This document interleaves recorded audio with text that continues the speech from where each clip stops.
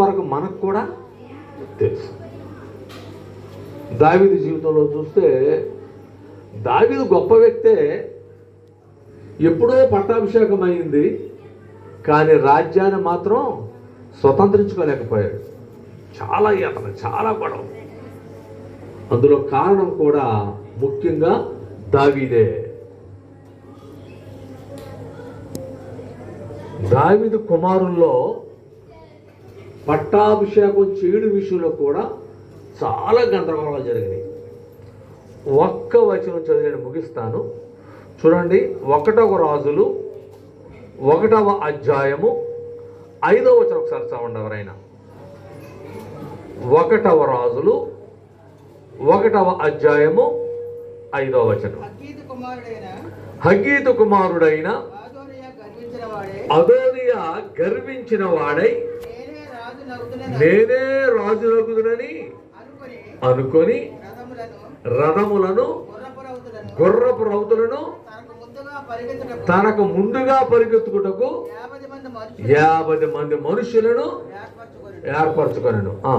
తల్లి, అతని తండ్రి నీవు ఏలాగున ఏల చేయుచున్నావని అతని చేత ఎప్పుడును విచారించి అతనికి నొప్పి కలుగ చేయలేదు.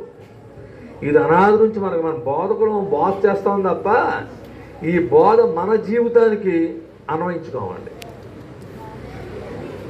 హిజ్కియా గారు చేసిన పని అదే. గొప్ప వ్యక్తే, చాలా గొప్ప వ్యక్తే. ఏమని సాక్ష్యం ఇచ్చాడు?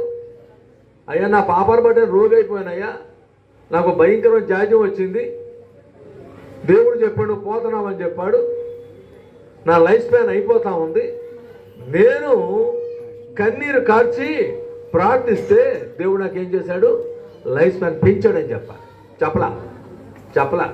ఇదిగో నా స్టేటస్ ఇది, నా పొజిషన్ ఇది, నా బంగారం చూడు, నా డబ్బు చూడు, నా చదువు చూడు, నా పొజిషన్ చూడు, సంఘంలో నాకు ఎంత పరపతి ఉందో చూడు, ఇవి చెప్పుకున్నాడు. ఈ దిక్కుమాల బ్రతుకు మనం వదలలేదండి. దేవుడు ఎప్పుడైనా చూడటం, నీ డబ్బు, నీ ఆస్తి, నీ పేరు, నీ ప్రఖ్యాతులు, నీ జ్ఞానం, నీ విద్య, దేవుడు ఎప్పుడూ చూడడం. దేవుని కొరకు ఎలా జీవించావు, ముగింపు కూడా ఎలా ఉంది. యవన కాలంలో చనిపోవడం కూడా మంచిదే అనుకుంటాను.